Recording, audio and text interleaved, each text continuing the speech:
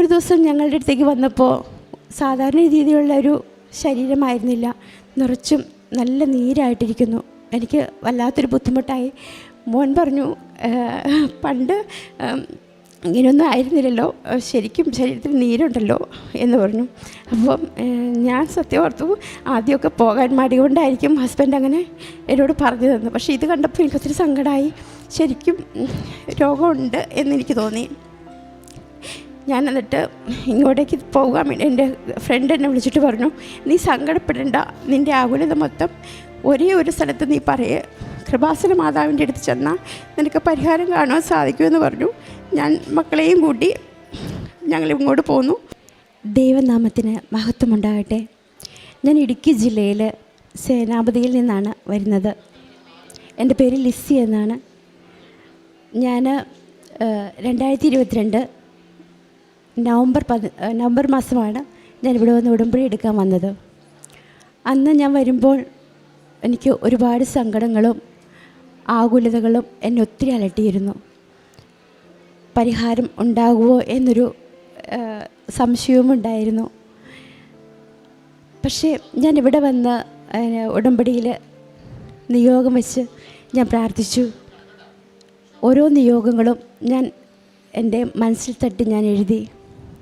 ആ നിയോഗത്തിൽ ഞാൻ അമ്മയോട് പറഞ്ഞു, അമ്മേ, എനിക്കിവിടെ സന്തോഷത്തോടെ വന്ന് സാക്ഷ്യം പറയുവാൻ സാധിക്കണേ എന്ന് ഞാൻ എൻ്റെ ആഗ്രഹങ്ങളെല്ലാം അമ്മ മാതാവിനെ അറിയിച്ചു. ഞാൻ എൻ്റെ ഭർത്താവിൻ്റെ ഞങ്ങൾക്ക് ആദ്യമേ തന്നെ ഞാൻ പറയാം, ഞങ്ങൾക്ക് സാമ്പത്തികമായിട്ട് ബുദ്ധിമുട്ടുണ്ടായിരുന്നു. എന്നാലും ഏറെ ബുദ്ധിമുട്ടല്ല, എന്നാലും കുറച്ച് ബുദ്ധിമുട്ടുണ്ടായപ്പോൾ ഞങ്ങൾ ഹസ്ബൻഡിന് പോളണ്ടിലേക്ക് പോകാനൊരു വിസ വന്നു. അപ്പോൾ ആ സമയത്ത് ഞങ്ങൾ ഒത്തിരി സന്തോഷിച്ചു. അപ്പോൾ അങ്ങനെ ഇരിക്കുമ്പോൾ ചെറിയ ചെറിയ രോഗങ്ങൾ ഭർത്താവിനെ അലട്ടുന്നുണ്ടായിരുന്നു. എങ്കിൽ കൂടിയും കുറേ കഴിഞ്ഞപ്പോൾ ഡോക്ടറെ അടുത്ത് പോയി ഒന്നുകൂടി നോക്കിയപ്പോൾ കരളിന് വീക്കമുണ്ടെന്നറിയിച്ചു. അപ്പോൾ പാസ്പോർട്ടൊക്കെ ഇരുന്ന ഹസ്ബൻഡ് എന്നെ അറിയിച്ചു, എനിക്ക് പോകാൻ സാധിക്കത്തില്ല, എൻ്റെ കരളിന് വീക്കമുണ്ട്, എനിക്ക് ഇവിടുത്തെ മരുന്ന് അവിടെ ചെല്ലുമ്പോൾ ഭയങ്കര വിലയൊക്കെ ആയിരിക്കും, അപ്പോൾ ഞാനെങ്ങനെ അങ്ങോട്ട് പോകും, അതുകൊണ്ട് പോകാൻ സാധിക്കത്തില്ല എന്ന് പറഞ്ഞു. അപ്പോൾ എനിക്കാകെ ഒരു വിഷമമായി. കാരണം എൻ്റെ മക്കൾ രണ്ടുപേരും, ഒരാൾ 10ാം ക്ലാസ്സിലും ഒരാൾ 9ലുമാണ് പഠിക്കുന്നത്. അപ്പോൾ 10ാം ക്ലാസ്സുകാരൻ്റെ എക്സാം ടൈമാണ്. ആ സമയത്ത് 10ാം ക്ലാസ്സുകാരൻ എങ്ങനെ എഴുതും? അവൻ പഠനത്തിൽ ഉഴപ്പുവോ? ഭർത്താവ് അല്ലാതെ ഞാൻ പോയി കഴിഞ്ഞ് കഴിഞ്ഞാൽ എക്സാം നല്ല മാർക്ക് കിട്ടില്ല എന്നും എനിക്കൊരു വിഷമവും ഉണ്ടായിരുന്നു, പേടിയും. എന്നാലും ഞാൻ ഭർത്താവിനോട് അറിയിച്ചു, എങ്കിൽ ഞാൻ പോകാം, നമ്മൾ അങ്ങനെയെങ്കിലും രക്ഷപ്പെടാമെന്നറിയിച്ചു. ഭർത്താവ് മനസ്സോടെയാണ് എന്നെ സമ്മതിച്ചു. ഞാൻ പോകാൻ തീരുമാനിച്ചു. മക്കൾക്ക് സമ്മതമില്ല എങ്കിലും ഞാൻ കാര്യങ്ങൾ പറഞ്ഞ് മനസ്സിലാക്കി. അവർ സമ്മതത്തോടു കൂടി തന്നെ ഞാൻ പോളണ്ടിലേക്ക് പോകാൻ വേണ്ടിയിട്ടുള്ള ഇൻ്റർവ്യൂ അറ്റൻഡ് ചെയ്യാൻ വേണ്ടി തീരുമാനിച്ചു. അപ്പോൾ ആ സമയത്ത് എൻ്റെ ഭർത്താവിൻ്റെ രോഗം, ശരീരം നിറയെ നീരായി കഴിഞ്ഞു. ഒരു ദിവസം ഞങ്ങളുടെ അടുത്തേക്ക് വന്നപ്പോൾ സാധാരണ രീതിയിലുള്ളൊരു ശരീരമായിരുന്നില്ല, നിറച്ചും നല്ല നീരായിട്ടിരിക്കുന്നു. എനിക്ക് വല്ലാത്തൊരു ബുദ്ധിമുട്ടായി. മോൻ പറഞ്ഞു, പണ്ട് ഇങ്ങനെയൊന്നും ആയിരുന്നില്ലല്ലോ, ശരിക്കും ശരീരത്തിൽ നീരുണ്ടല്ലോ എന്ന് പറഞ്ഞു. അപ്പം ഞാൻ സത്യം ഓർത്തു, ആദ്യമൊക്കെ പോകാൻ മടി കൊണ്ടായിരിക്കും ഹസ്ബൻഡ് അങ്ങനെ എന്നോട് പറഞ്ഞു തന്നു. പക്ഷേ ഇത് കണ്ടപ്പോൾ എനിക്കൊത്തിരി സങ്കടമായി. ശരിക്കും രോഗമുണ്ട് എന്നെനിക്ക് തോന്നി. ഞാൻ എന്നിട്ട് ഇങ്ങോട്ടേക്ക് പോകാൻ വേണ്ടി എൻ്റെ ഫ്രണ്ട് എന്നെ വിളിച്ചിട്ട് പറഞ്ഞു, നീ സങ്കടപ്പെടേണ്ട, നിൻ്റെ ആകുലത മൊത്തം ഒരേ ഒരു സ്ഥലത്ത് നീ കൃപാസന മാതാവിൻ്റെ അടുത്ത് ചെന്നാൽ നിനക്ക് പരിഹാരം കാണുവാൻ സാധിക്കുമെന്ന് പറഞ്ഞു. ഞാൻ മക്കളെയും കൂട്ടി ഞങ്ങൾ ഇങ്ങോട്ട് പോന്നു. ദൂരേക്ക് യാത്ര തനിച്ച് ചെയ്യാത്ത ഞാൻ ഒരുപാട് റിസ്ക് എടുത്ത് മക്കളെയും കൊണ്ട് ബസ്സിൽ കയറി പോന്നു. ഇവിടെ വന്ന് അമ്മയുടെ രൂപം കണ്ടപ്പോൾ ഒരുപാട് സങ്കടം തോന്നി. അപ്പം ആ സമയങ്ങളിൽ ഞാൻ ആകെ വിഷമത്തോട് പറഞ്ഞു, അമ്മ എനിക്കൊരു പോംവഴി കാണിച്ചു തരണം. അപ്പോൾ അങ്ങനെ ഞാൻ ഉടമ്പടി എടുത്തു. ഉടമ്പടിയിൽ എൻ്റെ നിയോഗത്തെ സമർപ്പിച്ചു. ഞാൻ ഇവിടുന്ന് പോകുമ്പോൾ വളരെ ഹാപ്പിയായിട്ട് പോയി. എന്തോ എനിക്ക് വലിയൊരു പരിശുദ്ധാത്മാവിൻ്റെ ഒരു സന്തോഷം എന്നിലേക്ക് വന്നു. ഞാൻ വീട്ടിൽ ചെന്ന് മക്കൾക്കും ഹസ്ബൻഡും വന്നിരുന്നു. അപ്പം ഉപ്പ് ഞാൻ വെള്ളത്തിലിട്ടിട്ട് ഞാൻ കൊടുത്തു. 2 ദിവസം കൊടുത്തു. 3-ാം ദിവസം ഹസ്ബൻഡ് അത്രമാത്രം വിശ്വാസത്തിലേക്ക് ഇത്തിരി കുറവായിരുന്നു എൻ്റെ ഭർത്താവിനും. അപ്പം ഞാൻ കൊടുക്കുന്ന സമയത്ത് 3-ാമത്തെ ദിവസം ഞാനൊന്ന് പരീക്ഷിച്ചു എങ്ങനെയായിരിക്കാം. മക്കൾക്ക് കൊടുത്തു. ഹസ്ബൻഡിന് ചോദിച്ചു എനിക്കും തരുന്നില്ലേ എന്ന് ചോദിച്ചു. അപ്പോൾ എനിക്ക് വളരെ സന്തോഷമായി. കാരണം ഇതിൻ്റെ മഹത്വം എന്താണെന്ന് എൻ്റെ ഭർത്താവും മനസ്സിലാക്കിയെന്ന് ഞാൻ മനസ്സിലാക്കി. ഞാൻ എൻ്റെ ഭർത്താവിനും കൊടുത്തു. ഇന്ന് എൻ്റെ ഭർത്താവിന് ആ രോഗമേ ഇല്ല. പിന്നെ ഞങ്ങൾ ഡോക്ടറെ അടുത്ത് ചെന്നു. അങ്ങനൊരു രോഗം ഇല്ല, മരുന്നും കഴിക്കുന്നില്ല. ഒരുപാട് സന്തോഷമായി എനിക്ക്. നമ്മളുടെ വിഷമങ്ങൾ അറിയുന്ന ഈശോ മാതാവും ഒരമ്മയാണ്. മാതാവ് ഒരു അമ്മയാണ്, ഭാര്യയാണ്, ഒരു മകളാണ്. ഈ 3 വ്യക്തികളുടെയും മനസ്സിലാക്കുന്ന അമ്മ നമ്മുടെ എല്ലാ സങ്കടങ്ങളും മനസ്സിലാക്കുമെന്ന് എനിക്ക് ഉറപ്പായി. അതുപോലെ തന്നെ 10ാം ക്ലാസ്സിൽ എക്സാം എഴുതി പോകുമ്പോൾ ഞാൻ മകൻ്റെ കയ്യിൽ മാതാവിൻ്റെ കാശുരൂപം വെച്ച് കൊടുക്കും. അപ്പോൾ ഞാൻ പറയും, മോനെ, എന്തെങ്കിലും ഒരു സംശയം നിനക്ക് വന്നാൽ, ഏതെങ്കിലും ഒരു ചോദ്യത്തിന് ഉത്തരം കിട്ടാതെ വന്നാൽ നീ അമ്മയെ മുറുകെ പിടിക്കണം, അമ്മ നിനക്ക് അത് പരിഹരിച്ച് തരുമെന്ന് പറഞ്ഞു. എൻ്റെ മകന് നല്ല വിശ്വാസം ഉണ്ടായിരുന്നു. എന്നും പോകുമ്പോഴും ചോദിച്ച് വാങ്ങിച്ചുകൊണ്ട് പോകും. തിരിച്ചു വരുമ്പോൾ പറയും, അമ്മേ, ഞാൻ ഒരു ക്വസ്റ്റ്യൻ എഴുതുമ്പോൾ എനിക്കൊരു സംശയം വന്നാൽ ഞാൻ പോക്കറ്റിൽ എൻ്റെ കൈ വെച്ചിട്ട് അമ്മയോട് പറയും, അമ്മേ, ഞാൻ പഠിച്ചതാണ്, സ്റ്റാർട്ടിങ് കിട്ടുന്നില്ല എന്ന് പറയുമ്പോൾ അമ്മ അത് 2ാമത്തെ ക്വസ്റ്റ്യൻ എഴുതുന്നതിന് മുമ്പ് തന്നെ അത് ഓർപ്പിക്കും. അങ്ങനെ അവന് ഗ്രേസ് മാർക്കിൻ്റെ പോലും ആവശ്യമില്ലാതെ ഫുൾ A+ അമ്മ നേടിത്തന്നു. എൻ്റെ ഏറ്റവും വലിയ ആഗ്രഹമായിരുന്നു ഞാൻ പഠിച്ച സ്കൂളിൽ എൻ്റെ മോന് ഫുൾ A+ കിട്ടുക എന്നുള്ളത്. അത് അസാധ്യമായൊരു കാര്യമാണെന്ന് തന്നെ ഞാൻ ചിന്തിച്ചു. കാരണം ഒത്തിരി ഹാർഡ് വർക്ക് ചെയ്യണം കുട്ടികൾക്ക്.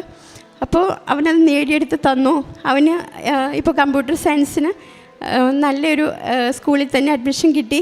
പൈസയൊന്നും കൊടുക്കാതെ തന്നെ. എനിക്കൊരുപാട് സന്തോഷമായി. അവൻ്റെ ആഗ്രഹങ്ങൾക്കൊത്ത രീതിയിൽ അവന് പഠിക്കുവാൻ സാധിച്ചു. ഇപ്പോഴും നല്ല രീതിയിൽ പഠിക്കുന്നുണ്ട്. 2ാമത്തെ മോൻ അത്രയേറെ കഴിവുകളൊന്നുമില്ല എങ്കിൽ പോലും ഓണപ്പരീക്ഷയിൽ ഇളയ മോന് മാർക്ക് തീർത്തും മോശമായിരുന്നു. ആ സമയത്ത് ഞാൻ സ്കൂളിൽ നിന്ന് കരഞ്ഞുകൊണ്ടാണ് ഞാൻ പോകുന്നത്. കാരണം ടീച്ചേഴ്സ് എല്ലാവരും പറയും, എന്താ ചേച്ചി മൂത്തവനെ പോലും ഒന്നും പഠിക്കുന്നില്ലല്ലോ ഇളയാളെന്ന്. പക്ഷേ എനിക്ക് ഒരു അമ്മയുടെ മനസ്സായ എനിക്ക് 2 മക്കളെ വേറിട്ട് കാണാൻ പറ്റത്തില്ല. 2 പേരെയും ഒരേപോലെ കാണാനേ സാധിക്കത്തുള്ളൂ. ഒരാൾക്കൊരു പോരായ്മ ഉണ്ടെങ്കിൽ അവനെ മാറ്റി നിർത്താനും എനിക്ക് പറ്റില്ലായിരുന്നു. മൂത്തയാളുടെ നല്ല കഴിവും ഇളയാൾക്ക് ഇത്തിരി പഠനത്തിൽ കുറവുള്ളപ്പം ആ മകന് വല്ലാത്തൊരു വിഷമമുണ്ട്. എന്നെ അമ്മ സ്നേഹത്തിൽ കുറയുമോ, മൂത്ത മോനോട് സ്നേഹം കൂടുതലായിരിക്കുമെന്ന് ഇളയ മോനൊരു വിഷമമുണ്ട്. അവനെന്നോടത് പറയുകയും ചെയ്തിട്ടുണ്ട്, അമ്മയ്ക്ക് എന്നോടൊരു വിഷമമുണ്ടോ, സങ്കടമുണ്ടോ, ഞാൻ പഠിച്ചോളാം എന്നൊക്കെ. അപ്പോൾ ഞാൻ ഒത്തിരി സങ്കടപ്പെട്ടു. ഞാൻ അവനൊരിക്കലും തളർത്താറില്ല. എപ്പോഴും ഞാൻ അവനോട് പറയും, മോനെ, ഈശോ ഒരു പദ്ധതി നമുക്ക് പ്ലാൻ ചെയ്യാറുണ്ട്. നിൻ്റെ കഴിവ് പഠനത്തിലായിരിക്കില്ല. ഞാൻ പള്ളിയിൽ കൊയറ് പാടുന്നയാളാണ്. അപ്പോൾ പാടാൻ കഴിവ് എൻ്റെ മോനും കൊടുത്തിട്ടുണ്ട്. അപ്പം ഞാൻ പറയും, നിനക്ക് പാടാൻ നല്ല കഴിവ് നമ്മുടെ തമ്പുരാൻ തന്നിട്ടുണ്ട്, നീ അതിലൂടെ രക്ഷപ്പെടാനായിരിക്കാം. നീ എന്തായാലും എനിക്കൊരു കുഴപ്പമില്ല, എങ്ങനെയായാലും നമ്മൾ നല്ല മനസ്സുള്ള നല്ല വ്യക്തിത്വങ്ങളായി മാറിയാൽ മതി. ഈശോയ്ക്ക് ഇഷ്ടമുള്ള രീതിയിൽ ജീവിച്ചാൽ നമുക്ക് വേറെ സമ്പാദ്യം ഒന്നും വേണ്ട എന്ന് ഞാൻ അവർക്ക് മനസ്സിലാക്കി കൊടുക്കാറുണ്ട്. അതുപോലെ തന്നെ വരുമാന മാർഗം. ഞാനിനി എന്താണ് ചെയ്യേണ്ടത് എന്ന്, കാരണം പോളണ്ടിലേക്ക് പോകാനുള്ള എൻ്റെ വഴിമുട്ടി. അപ്പോൾ ഇനി എന്താണ് ചെയ്യേണ്ടതെന്ന് എനിക്ക് യാതൊരു ലക്ഷ്യവും ഉണ്ടായിരുന്നില്ല. ഇവിടെ വന്നതിന് ശേഷം അമ്മ വഴി എനിക്ക് ഒരു പദ്ധതി എൻ്റെ മനസ്സിലേക്ക് ആശയമിട്ട് തന്നു. എനിക്ക് വാഹനമുണ്ട്, ഒരു കാറുണ്ട്. അപ്പോൾ കാറ് നമ്മുടെ വീട്ടിലേക്ക് ഇറങ്ങി വരത്തില്ല, വഴി ഇല്ല. അപ്പോൾ വണ്ടി ഇറങ്ങാൻ വരാനുള്ള വഴിയില്ലാത്തത് കാരണം ഞാൻ പല വീടുകളിലും ആശ്രയിക്കാറുണ്ടായിരുന്നു. എല്ലാ വീടുകളിലും 3 മാസം 3-4 മാസം ഒക്കെ വീടുകളിൽ കൊണ്ടുവന്ന് ഇടുമ്പോൾ ആദ്യ ദിവസമൊക്കെ അല്ലെങ്കിൽ 2 മാസം കഴിയുമ്പോൾ ഒക്കെ അവർക്ക് മൂഡ് ഔട്ടായി തുടങ്ങുമ്പോൾ മാറ്റാമോ എന്ന് ചോദിക്കുമ്പോൾ ഞാൻ ഒരു കുഴപ്പമില്ല, മാറ്റിക്കോളാം എന്ന് പറയും. അവിടെ ഞാനൊരു വിഷമവും കാണിക്കാറില്ല. കാരണം നമുക്ക് തമ്പുരാൻ തന്നതാണ് ഇതെല്ലാം. പക്ഷേ അതിന് എന്തെങ്കിലും ഒരു ഇതുണ്ടാവും. എനിക്കൊരു പോംവഴി ദൈവം തരുമെന്ന് അന്നും ഇന്നും എപ്പോഴും എനിക്കൊരു അടിയുറച്ച വിശ്വാസമുണ്ട്. അങ്ങനെ ഞാൻ പലയിടങ്ങളിലും അവസാനം പള്ളിയിൽ പോലും, അടുത്തുള്ള പള്ളിയിൽ പോലും ഞാൻ കൊണ്ട് വാഹനം വിട്ടു. അച്ഛന് ഭയങ്കര സന്തോഷം, കുഴപ്പമില്ല. പക്ഷേ അവിടുത്തെ കുറച്ച് ആളുകളിലൊക്കെ കൂടി പറഞ്ഞു അവിടുന്ന് മാറ്റണം. അങ്ങനെയാണെന്ന് പറഞ്ഞപ്പോൾ അവിടുന്ന് മാറ്റേണ്ടി വന്നു. ഉള്ളിൽ മനസ്സിൽ ഒത്തിരി വിഷമമുണ്ടെങ്കിലും ഞാനത് പുറമേ കാണിക്കാതെ ഞാൻ അവിടുന്ന് മാറ്റി. അപ്പോൾ ഞാൻ ഈ മാതാവിനോട് ഈശോയോടും പള്ളിയിൽ ചെല്ലുമ്പോൾ പറഞ്ഞു, എനിക്ക് തന്നത് വേറെ ആരുമല്ല, പക്ഷേ ഈ വാഹനത്തെ ഞാൻ എവിടെ ഇടണമെന്നും എനിക്കറിയില്ല, ഏതെങ്കിലും ഒരു വഴി എനിക്ക് കാണിച്ചു തരണം. അങ്ങനെ ഇരുന്നപ്പോഴാണ് എനിക്കിവിടെ വന്നതിന് ശേഷം ആ ബോധ്യം വന്നത്. എനിക്ക് ടൗൺ ഭാഗത്ത് കുറച്ച് സ്ഥലമുണ്ട്. അവിടെ കാർഷിക രീതിയിലുള്ള ഏലമൊക്കെ ഞങ്ങൾ ചെയ്തേക്കുന്നത് കൊണ്ട് അവിടെ നമ്മൾ വണ്ടി ഇടാനുള്ള തീരുമാനമൊന്നും മനസ്സിലേക്ക് വന്നിരുന്നില്ല. ആ ഏലമൊക്കെ മാറ്റി, നിനക്ക് എന്തുകൊണ്ട് അവിടെ വണ്ടി ഇട്ടുകൂടാ, നിൻ്റെ സ്ഥലം നിനക്ക് ഞാൻ തന്നതല്ലേ. അപ്പോൾ അങ്ങനെ ഒരു ചോദ്യം എൻ്റെ മനസ്സിലേക്ക് വന്നപ്പോൾ ഞാൻ ആ സ്ഥലത്ത് പെട്ടെന്ന് തന്നെ ഒരു ഷെഡ് ഉണ്ടാക്കാം എന്ന് തീരുമാനിച്ചു. ആ ഷെഡ് ഉണ്ടാക്കാനായി ഞാൻ അവിടെ ചെന്ന് ആളെ കണ്ടു കഴിഞ്ഞപ്പം ആ മനുഷ്യൻ പറഞ്ഞു, ലിസി എന്തിനാണ് ഇത്രയും നല്ല പ്ലേസിൽ ഒരു ഷെഡാക്കുന്നത്, നിനക്ക് നല്ലൊരു റൂമായിട്ട് പണിതുകൂടെ എന്ന് പറഞ്ഞു. അപ്പോൾ ഞാൻ ഓർത്ത് ശരിയാ, റൂമായിട്ട് പണിയാം. അങ്ങനെ ഞാൻ 2 റൂം പണിയുകയും എനിക്ക് ലോണിനായിട്ട് എവിടെയോ ഒരു സാറ്, പഞ്ചായത്ത് വഴിയാണെങ്കിൽ പോലും ഞാൻ സാറിനെ ഈ നിമിഷം വരെ കണ്ടിട്ടില്ല എന്നുള്ളതാണ് എൻ്റെ സത്യം. ആ സാർ എന്നോട് പറഞ്ഞു, ഫോണിൽ പറഞ്ഞു, ചേച്ചി നമുക്ക് ലോണിന് വേണ്ടി അപേക്ഷ വയ്ക്കാം, ചേച്ചിക്ക് വ്യവസായ വകുപ്പിൽ നിന്ന് ലോൺ കിട്ടും, ചേച്ചിക്ക് പലിശ കുറവാണ്, സബ്സിഡി കിട്ടും എന്ന് പറഞ്ഞു. ഞാൻ പറഞ്ഞു, സാർ എനിക്ക് എത്രയും പെട്ടെന്ന് അത് വാങ്ങിത്തരുമോ? അപ്പോൾ സാർ പറഞ്ഞു, ഒരു കുഴപ്പമില്ല, വാങ്ങിത്തരാമെന്ന്. അങ്ങനെ 7 ലക്ഷം രൂപ എനിക്ക് ലോൺ കിട്ടുകയും ബാക്കിയുള്ള സ്വർണം വെച്ച് 7 ലക്ഷം രൂപയും കൂടി അങ്ങനെ 10-15 ലക്ഷം രൂപയായി. ഞാൻ അവിടെ എല്ലാം കൂടി പണി തീർന്നപ്പോൾ ഒന്നുമില്ലായ്മയില്ല ഞാൻ തുടങ്ങിയത്. അപ്പോൾ 2 റൂം ആയി വന്നപ്പം എന്തുകൊണ്ട് ബിസിനസ് ചെയ്തുകൂടാ എന്ന് തീരുമാനിച്ചു. അപ്പോൾ ഭർത്താവിന് കിടങ്ങൂർ, പാല കിടങ്ങൂരിലാണ് നഴ്സറിയിലാണ് നിന്നുകൊണ്ടിരുന്നത്, ഹസ്ബൻഡിൻ്റെ ചേട്ടൻ്റെ നഴ്സറിയിൽ. അപ്പോൾ ആ ജോലിയൊക്കെ എൻ്റെ ഹസ്ബൻഡിന് നന്നായിട്ട് അറിയാവുന്നത് കാരണം ഞാൻ ഓർത്തു, അങ്ങ് ദൂരതയിൽ ഞങ്ങൾ 2 പേര് കഴിയുന്നുണ്ടല്ലോ, മക്കളോടൊപ്പം എന്നോടൊപ്പം തന്നെ ഹസ്ബൻഡും കഴിയുമ്പോൾ ഞങ്ങൾക്കതൊരു സന്തോഷമുള്ള കുടുംബമാകുമല്ലോ എന്ന് ഞാൻ ഓർത്ത് ഹസ്ബൻഡും ഇപ്പോൾ ഞങ്ങളോട് ഒത്തുചേർന്ന് തന്നെ നമ്മളൊരു നഴ്സറി തുടങ്ങാൻ തീരുമാനിച്ചു. ആ നഴ്സറിയിൽ ഞങ്ങൾ വേറൊന്നും മടി കാണിച്ചില്ല, വേറൊരു പേരും എൻ്റെ മനസ്സിലേക്ക് വന്നില്ല. കൃപാസന നഴ്സറി ആൻഡ് ഗാർഡൻ എന്ന് ഞാൻ പേരിട്ടു. വളരെ സന്തോഷത്തോടെ, വളരെ അഭിമാനത്തോടു കൂടി തന്നെ ഞാൻ ഇന്ന് ഇവിടെ നിൽക്കുമ്പോൾ എൻ്റെ അമ്മ തന്ന ആ ഗിഫ്റ്റ് എപ്പോഴും എനിക്ക് തരാറുള്ളത് എൻ്റെ അമ്മയും ഈശോയുവാ. അത് ഞാൻ എവിടെയും പറയും എപ്പോഴും. കാരണം പെറ്റമ്മ മറന്നാലും ആര് നിന്നെ തള്ളിക്കളഞ്ഞാലും നിന്നെ ചേർത്ത് പിടിക്കാൻ ഞാനുണ്ടെന്ന് തെളിയിച്ച് കാണിച്ച എൻ്റെ ഈശോ, എൻ്റെ അമ്മയുടെ മാധ്യസ്ഥം അമ്മേനെ ഒത്തിരി ചേർത്ത് പിടിച്ചിട്ടുണ്ട്. എൻ്റെ കുഞ്ഞിലേ മുതൽ പല ദുഃഖങ്ങളിലും അമ്മേൻ്റെ കൂടെ നിന്നിട്ടുണ്ട്. ആ തകർച്ചയിലൂടെ ഞാൻ കടന്നു പോകുമ്പം സഹനങ്ങൾ ഒത്തിരി എന്നെ വരുമ്പോൾ ആ സഹനത്തിലൊക്കെ ഞാൻ പള്ളിയിൽ ചെല്ലുമ്പോൾ കൊയറിലുള്ളത് കൊണ്ട് ചില അച്ഛന്മാരോട് എൻ്റെ സങ്കടങ്ങൾ അറിയാമെങ്കിലും അച്ഛൻ പറയും, നിനക്ക് ഒരുപാട് സങ്കടം വരുമ്പോൾ നീ അൾത്താരയിൽ വന്ന് നിന്നിട്ട് ആ കാസിയും പീലാസിയും ഉയർത്തുമ്പോൾ നീ നിൻ്റെ സങ്കടത്തെ ഏറ്റുപറയേ. അപ്പം നിമിഷം നമ്മുടെ കർത്താവ് ഏറ്റെടുക്കുക സങ്കടമെന്ന്. ഞാൻ പൊട്ടിക്കരഞ്ഞിട്ടുണ്ട് പല സങ്കടങ്ങളിലും. എനിക്ക് തുറന്ന് പറയാൻ പറ്റാത്ത ഒത്തിരി സങ്കടങ്ങൾ എൻ്റെ ജീവിതത്തിൽ ഉണ്ടായിട്ടുണ്ട്. ആ വേദനകളെല്ലാം ഞാൻ ഉള്ളിൽ ഒതുക്കി പിടിച്ചുകൊണ്ട് മറ്റുള്ളവരോട് സങ്കടം കാണിക്കാതെ ചിരിച്ചുകൊണ്ട് മാത്രം പെരുമാറുന്ന ആ ഒരു സ്വഭാവം എനിക്ക് ഈശോ തന്നതാണ്.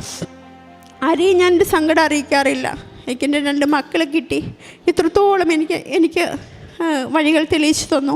എപ്പോഴും ഒരു കരുതലായിട്ട്, ഒരു മരണത്തിൻ്റെ വക്കിലേക്ക് പോലും വിടാതെ എന്നെ കൈപിടിച്ചുയർത്തി ഈശോയ്ക്ക് എനിക്ക് ഒരുപാട് നന്ദിയുണ്ട്. ഒരുപാട് എന്നെ സൃഷ്ടിച്ചതാണെങ്കിൽ എനിക്കൊരു പദ്ധതിയുണ്ട് എന്ന് മനസ്സിലാക്കി തന്നു. എനിക്കറിയാം ഓരോ വ്യക്തികളെ സങ്കടം കാണിക്കുമ്പോൾ അവരിലൊക്കെ തമ്പുരാനിങ്ങനെ വാർത്തെടുക്കുന്നതാണ്. സഹനം തരുമ്പോഴാണ് നമ്മൾ കൂടുതൽ എടുക്കുന്നത്. ഞാൻ അറിയുന്നുണ്ട്. കാരണം നമ്മളെപ്പോഴും സന്തോഷമായിട്ടിരിക്കുമ്പോൾ നമുക്കൊരിക്കലും പറ്റത്തില്ല ഈശോയിലേക്ക് അടുക്കാൻ.